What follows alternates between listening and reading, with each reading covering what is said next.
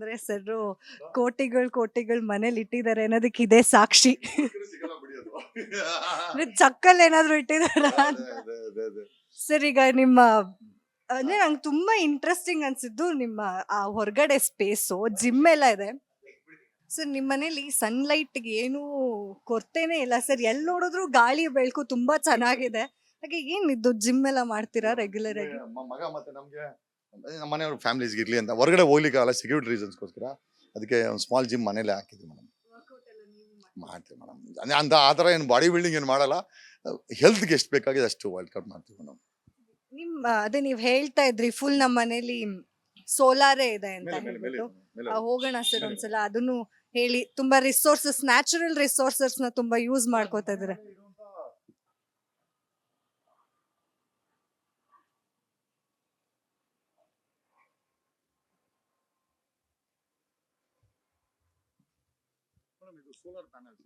ಹಾ ಸರ್, ಅಂದ್ರೆ ಇದು ನಿಮ್ಗೆ ಯಾವಾಗ ಬಂತು ಸರ್? ಅಂದ್ರೆ ಸೋಲಾರ್ನ ಹಾಕ್ಸ್ಬೇಕು ಮನೆಗೆ ಆತರ? ಈ ಹೋರಾಟಗಳೆಲ್ಲ ಮಾಡಿದಾಗ ನಮ್ಮ ಮನೆದು ಕರೆಂಟ್ ಡಿಸ್ಕನೆಕ್ಟ್ ಮಾಡಿಬಿಟ್ಟಿದ್ರು.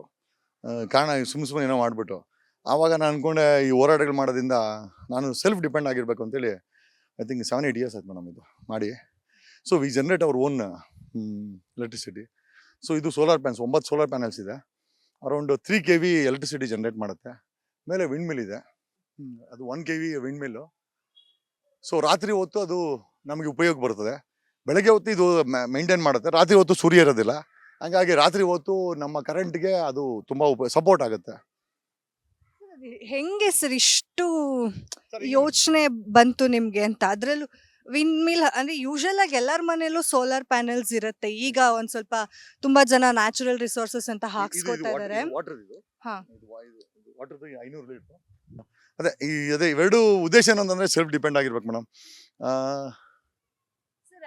ಯೂಶಲ್ ಆಗಿ ಅದೇ ಸರ್ ನನ್ನ ಪ್ರಶ್ನೆ. ಈ ವಿಂಡ್ ಮಿಲ್ ಯಾವಾಗ ನಿಮ್ ತಲೆಗೆ ಮುಂಬೈಗೆ ಪೂನಾಗೆ ಹೋಗ್ಬೇಕಾರೆ ಆ ಚಿತ್ರದುರ್ಗ ಹತ್ರ ಎಲ್ಲ ಹಾಕಿದ್ದಾರೆ.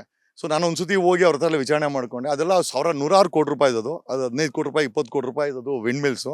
ನಾನು ಹೇಳಿದೆ ಎಷ್ಟು ಜನರೇಟ್ ಆಗುತ್ತೆ ಅಂತಂದ್ರೆ, ಸರ್ ಒಂದು ಊರಿಗಾಗಷ್ಟು ಒಂದು ವಿಂಡ್ ಮಿಲ್ ಜನರೇಟ್ ಮಾಡುತ್ತೆ, ದೊಡ್ಡದು ಅಂತಂದ್ರು. ಸೊ ನಾನು ಚಿಕ್ಕದಂದ್ರೆ ಅವರೇ ಹೇಳಿದ್ರು, ಸರ್ ಚಿಕ್ಕದೊಂದು ಮನೆ ಹಾಕೊಳ್ಬೋದು ಅಂತ. ಸೊ ನಾನು ಅನ್ಕೊಂಡೆ ವಿಂಡ್ ಮಿಲ್ನ ಮತ್ತೆ ಇದನ್ನ ಹಾಕ್ಲೇಬೇಕು ಅಂತ ಹೇಳಿ ನಾನು ಡಿಸೈಡ್ ಮಾಡ್ಕೊಂಡು ಸೆಲ್ಫ್ ಡಿಪೆಂಡ್ ಆಗಿರೋಣ, ಸರ್ಕಾರದ ಮೇಲೆ ಹೊಣೆ ಆಗೋದು ಬೇಡ, ಸರ್ಕಾರಕ್ಕೆ ಬರ್ಡನ್ ಕಮ್ಮಿ ಮಾಡೋಣ. ಯಾಕಂದ್ರೆ ನಾನು ನನ್ನಿಂದ ಹೊಣೆ ಆಗಬಾರ್ದು ಸರ್ಕಾರಕ್ಕೆ. ಸರ್ಕಾರ ಯಾರೋ ಒಬ್ಬ ಅದಾನಿ ಹತ್ರ 9 ರೂಪಾಯಿಗೆ ಎಲೆಕ್ಟ್ರಿಸಿಟಿ ತಗೊಂಡು ನಮಗೆ 2 ರೂಪಾಯಿ 3 ರೂಪಾಯಿ ಸಬ್ಸಿಡಿ ಕೊಟ್ಟು ಯಾಕೆ ಕೊಡಬೇಕು? ಯಾರೋ ಅದಾನಿ ಯಾಕೆ ಉದ್ಧಾರ ಆಗಬೇಕು? ನಮ್ಮ ಸರ್ಕಾರಕ್ಕೆ ಬರ್ಡನ್ ಯಾಕೆ ಆಗಬೇಕು? ನಾನು ಬರ್ಡನ್ ಫ್ರೀ ಮಾಡೋಣ ಅಂತೇಳಿ ನನ್ನ ಮನೇನ ಬರ್ಡನ್ ಫ್ರೀ ಮಾಡಿದ್ದೀನಿ ಮೇಡಮ್. ಸೊ ಕರೆಂಟ್ ಮೇಲೆ ನಾವು ಡಿಪೆಂಡ್ ಆಗಿಲ್ಲ. ಮಿನಿಮಮ್ ಕರೆಂಟ್ ಇದೆ, ಅದು ಬರ್ತದೆ, ಚಾರ್ಜಸ್ ಕಟ್ತೀವಿ ಹೊರತು ನಾವು ಉಪಯೋಗಿಸಲ್ಲ. ಐ ಥಿಂಕ್ 100% ನಾವು ಪ್ಯಾನಲ್ಸು ಮತ್ತು ಇದೇ ಜನರೇಟ್ ಮಾಡುತ್ತೆ ಮೇಡಮ್. ಸರ್, ಇವಾಗ ಬೇಸಿಕ್ ಆಗಿ ಯಾರಾದ್ರೂ ಒಂದು ಮನೆಗೆ ಇವಾಗ ಸೋಲಾರ್ ಆಗಿರ್ಬೋದು ಅಥವಾ ವಿಂಡ್ ಮಿಲ್ ಹಾಕ್ಸ್ಕೋಬೇಕು ಅಂದ್ರೆ ಎಷ್ಟು ಖರ್ಚಾಗತ್ತೆ ಮೇಡಮ್? ನಾನು ನಿಜವಾಗ್ಲೂ ಹೇಳ್ತೀನಿ, the day I become CM ಪ್ರತಿ ಮನೆಗೂ 90% ಸಬ್ಸಿಡಿ ಕೊಟ್ಟು ನಾವೇ ವಿ ಗಿವ್ ದಮ್ 90% ಸಬ್ಸಿಡಿ. ಅದು 5-6 ಲಕ್ಷ ರೂಪಾಯಿ ಆಗುತ್ತೆ. ಇದು 5-6 ಲಕ್ಷ ರೂಪಾಯಿ ಆದರೆ ಸರ್ಕಾರ 90% ಸಬ್ಸಿಡಿ ಕೊಟ್ಬಿಡ್ತೀವಿ ನಾವು. ಕೊಟ್ಬಿಟ್ಟು ಪ್ರತಿ ಮನೆಗೂ ಪ್ರತಿ ರೈತರಿಗೆ ಒಂದು 10 kV ಬೇಕಾಗುತ್ತೆ. 10 kV ಸೋಲಾರ್ ಪ್ಯಾನ್ಸು ಮತ್ತು ವಿಂಡ್ ಮಿಲ್ಸು ರೈತರಿಗೆ ಕೊಡಬೇಕು ಅಂತ ಡಿಸೈಡ್ ಮಾಡಿದ್ವಿ. ಅರೌಂಡ್ 40 lakhs ಬೋರ್ವೆಲ್ಸ್ ಇದೆ ಕರ್ನಾಟಕದಲ್ಲಿ. ಆ ಬೋರ್ವೆಲ್ಗಳಿಗೆ, ರೈತರ ಬೋರ್ವೆಲ್ಗಳಿಗೆ ಈ solar panels 10 kV plus wind mill 90% ಸಬ್ಸಿಡಿಲಿ ನಮ್ಮ ಸರ್ಕಾರ ಬಂದೆ ಕೊಡ್ತೀವಿ. ಕಾರಣ ಯಾಕೆ ಅಂತಂದರೆ, ನಮ್ಗೆ ಅನ್ನ ಹಾಕೋನು ಅವನು ದೇವ್ರಿದ್ದಂಗೆ. ಆ ದೇವರು ಯಾವತ್ತೂ ನೇಣು ಹಾಕೊಂಬಾರ್ದು. ಸಿದ್ದರಾಮಯ್ಯ ಸರ್ಕಾರದಲ್ಲಿ 2,000 ಜನ ರೈತರು ಸುತ್ತೋರು, ನಂಗೆ ತುಂಬ ನೋವಿದೆ. ಒಬ್ಬ ಸ್ವತಂತ್ರ ಭಾರತದಲ್ಲಿ ಸಾವಿರಾರು ಕೋಟಿ ಬಜೆಟ್ ಮಾಡೋ ದೇಶದಲ್ಲಿ, ರಾಜ್ಯದಲ್ಲಿ ಒಬ್ಬ ರೈತ ಸಾಲಕ್ಕೋಸ್ಕರ ನೇಣಕ್ಕಂತಾನೆ ಅಂತಂದರೆ ನಾವು ಎಂಥ ದರಿದ್ರ ವ್ಯವಸ್ಥೆಯಲ್ಲಿ ಇದ್ದೀವಿ ಅಂತ ಅನಿಸುತ್ತೆ. ನಾನೇನಾದರೂ CM, ನಾನು ಆಗ್ತೀನಿ CM. ನಾನು CM ಆಗಿದ್ದ ದಿವಸ 40,000 ಬೋರ್ವೆಲ್ಸ್ಗೆ ಫೇಸ್ ಬೈ ಫೇಸು 4 years ಫೇಸಲ್ಲಿ 10 ಲಕ್ಷ ಬೋರ್ವೆಲ್ಗಳಿಗೆ ಪ್ರತಿ ವರ್ಷ based on the demand and priorities ಅವ್ರಿಗೆ ನಾವು ಸೋಲಾರ್ ಪ್ಯಾನಲ್ನ ಮತ್ತು ವಿಂಡ್ ಮಿಲ್ಲನ್ನು ಉಚಿತವಾಗಿ ಇನ್ಸ್ಟಾಲೇಷನ್ ಮಾಡಿಕೊಡ್ತೀವಿ. ರೈತರಿಗೆ ನಾವೇ ಸರ್ಕಾರ ಮಾಡಿಕೊಡ್ತೀವಿ. ಯಾಕಂತಂದರೆ ನಮ್ಗೆ ಅನ್ನ ಹಾಕ್ತಾರೆ, ಅನ್ನ ಹಾಕೊಂಡು ಚೆನ್ನಾಗಿರಬೇಕು, ಆ ರೈತ ಚೆನ್ನಾಗಿರಬೇಕು. ಅವ್ರು ಚೆನ್ನಾಗಿದ್ರೆ ನಮ್ಮ ದೇಶ ಚೆನ್ನಾಗಿರ್ತದೆ. 70% ಆಫ್ ದ ದೇಶದ ಆರ್ಥಿಕತೆ ನಮ್ಮ ರೈತರ ಮೇಲೆ ಡಿಪೆಂಡ್ ಆಗಿದೆ ಮೇಡಮ್. ಅವ್ರು ಚೆನ್ನಾಗಿರ್ಬೇಕು. ಯಾರೋ ಅದಾನಿ ಅಂಬಾನಿನ ನಾವು ಕಾರ್ಪೊರೇಟ್ ಲೋನ್ಸ್ನ ವೇವ್ ಆಫ್ ಮಾಡೋದು, ಅವ್ರಿಗೆ ನಾವು ಟ್ಯಾಕ್ಸ್ ಎಕ್ಸಂಪ್ಷನ್ ಕೊಡೋದಲ್ಲ ಮೇಡಮ್. ನಮ್ಮ ರೈತರನ್ನ ಯಾವತ್ತೂ ಚೆನ್ನಾಗಿ ಮಾಡ್ತೀವಿ ನೋಡೋಣ ಮೇಡಮ್, ಆವತ್ತು ನಮ್ಮ ದೇಶ ಸಮೃದ್ಧಿ ಆಗುತ್ತೆ. ಸರ್ ಇವಾಗ ವಿಂಡ್ ಮಿಲ್ ನೀವ್ ಹಾಕ್ಸಿ ಎಷ್ಟು ವರ್ಷ ಆಯ್ತು? ಮೇಡಮ್ ಆಯ್ತು 6-7 ಇಯರ್ಸ್ ಆಯ್ತು ಮೇಡಮ್ ಇದು. ಇವೆರಡು 7 ಇಯರ್ಸ್ ಆಯಿತು. ಸೊ ನಾನೇನು ಅಂತಂದರೆ ನಾನು ಬರೀ ಬಾಯಲ್ಲಿ ಹೇಳೋದಲ್ಲ, ನಾನು CM ಆದರೆ ಇಂಥ ಪ್ಯಾನಲ್ನ ಪ್ರತಿ ಮನೆಯಲ್ಲೂ ಇನ್ಸ್ಟಾಲೇಷನ್ ಮಾಡ್ತೀವಿ. ಎಲ್ಲರ ಮನೆಯಲ್ಲೂ ಕೂಡ ಈ ಪ್ಯಾನಲ್ಸ್ ಇನ್ಸ್ಟಾಲೇಷನ್ ಮಾಡಿದಾಗ ಯಾರೂ ಕೂಡ ಸರ್ಕಾರದಿಂದ ಕರೆಂಟ್ ತಗೊಳಲ್ಲ. ಸೊ ಸರ್ಕಾರ ಅದಾನಿ ಅಂತವ್ರಂತ ಕರೆಂಟ್ ತಗೊಳಲ್ಲ. ಹಂಗಾಗಿ ಉಡುಪಿನಲ್ಲಿ ಥರ್ಮಲ್ ಪ್ಲ್ಯಾಂಟ್ ಇದೆ. ಉಡುಪಿ ಪೂರ್ತಿ ಬೂದಿಯಾಗಿದೆ. ಅಷ್ಟು ಚೆನ್ನಾಗಿರುವಂಥ ಉಡುಪಿ ಇವತ್ತು ಥರ್ಮಲ್ ಪ್ಲ್ಯಾಂಟ್ ಹಾಕಿ ಇಡೀ ಕರ್ನಾಟಕಕ್ಕೆ ಕರೆಂಟ್ ಕೊಡೋಕ್ಕೋಸ್ಕರ ಬೂದಿನಲ್ಲಿ ಮುಚ್ಚೋಗಿದೆ. ಉಡುಪಿ ಚೆನ್ನಾಗಾಗ್ಬೇಕು ಮೇಡಮ್. ಉಡುಪಿ ಚೆನ್ನಾಗೋಕ್ಕೋಸ್ಕರ ನಾನು ಈ ಥರ ಸೋಲಾರ್ ಪ್ಯಾನಲ್ ಹಾಕಬೇಕು ಅಂತ ಡಿಸೈಡ್ ಮಾಡಿದ್ದೀವಿ. ಸುತ್ತಮುತ್ತ ಸ್ವಲ್ಪ ಗ್ರೀನರಿ ಇದೆ. ಅದು ಮೇಡಮ್ ಇಲ್ಲ ನಾವು ನೋಡ್ಬೋದು ಮೇಡಮ್, ಇಲ್ಲಿ ಹೆಚ್ಚು ಕಡಿಮೆ ಯಾವ ಮನೆ ಹತ್ರನೂ ಪ್ಲಾಂಟ್ಸ್ ಹಾಕಿಲ್ಲ ನಾವು. ನಾವು ಇದೆಲ್ಲ ಪ್ಲಾಂಟ್ಸನ್ನ, ಯಾಕಂದರೆ ಇದು ಆಕ್ಸಿಜನ್ ಲಿಬರೇಟ್ ಮಾಡುತ್ತೆ ಮೇಡಮ್. ನೀವು ಎಷ್ಟೇ ಒಳ್ಳೆ ನೀರು ಕುಡೀರಿ ನೋಡಿ ಮೇಡಮ್, ಮನುಷ್ಯನಿಗೆ 3 ಇಂಪಾರ್ಟೆಂಟು. ಒಂದು ಒಳ್ಳೆ ನೀರು.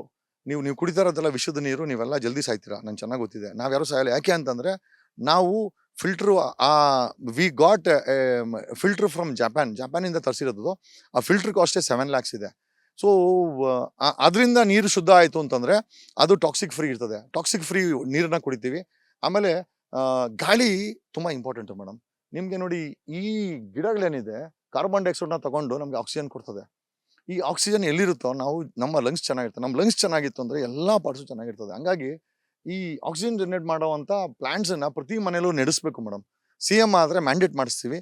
ಪ್ರತಿ ಮನೆಯಲ್ಲೂ ಗಿಡ ನಡಿ ಮನೆಯಲ್ಲಿ ಮುಂದೆ 2 ಗಿಡ ನಡಿ ಅಂತೇಳಿ ಆ ಕಾರ್ಯಕ್ರಮವನ್ನು ಮಾಡಿಸಿ ಪ್ರತಿ ಇಡೀ Bangalore is A garden city. Will make once again Bangalore city as A garden city madam.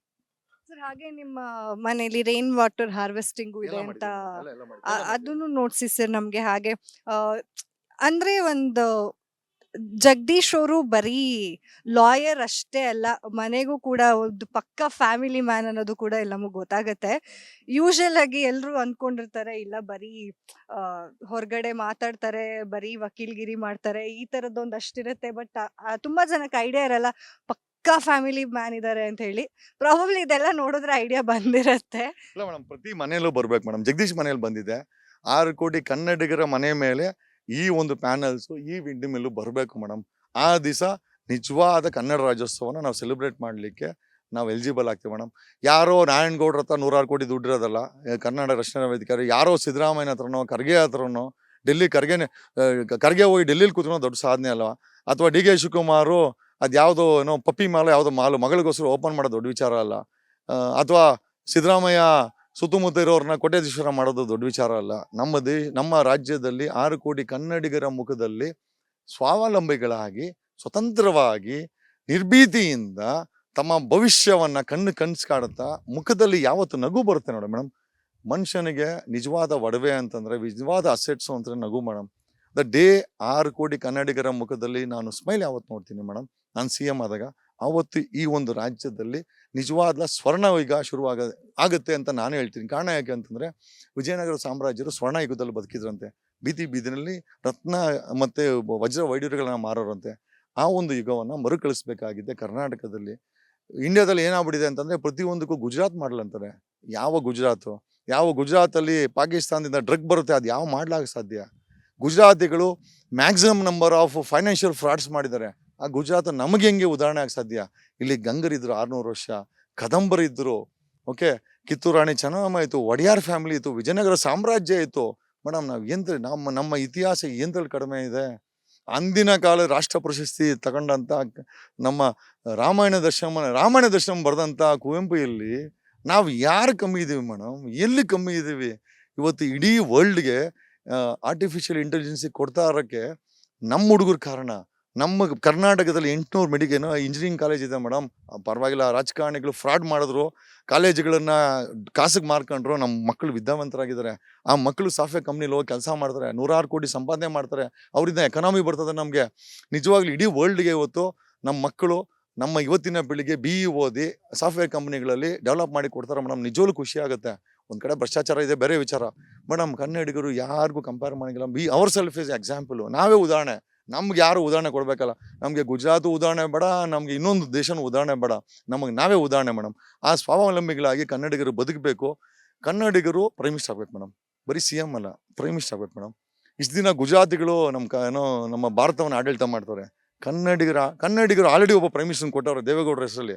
ಮುಂದೆ ಇನ್ನೊಬ್ಬ ಪ್ರೈಮ್ ಮಿನಿಸ್ಟರ್ನ ಕೊಡ್ತಾರೆ ಮೇಡಮ್. ಆ ದಿನ ಬರಬೇಕು. ಕನ್ನಡಿ ಕೈಯಲ್ಲಿ ಭಾರತ ಇರಬೇಕು.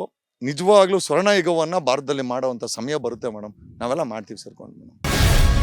ಗ್ಯಾರಂಟಿ ನ್ಯೂಸ್, ಸುದ್ದಿ ಖಚಿತ, ನ್ಯಾಯ ನಿಶ್ಚಿತ.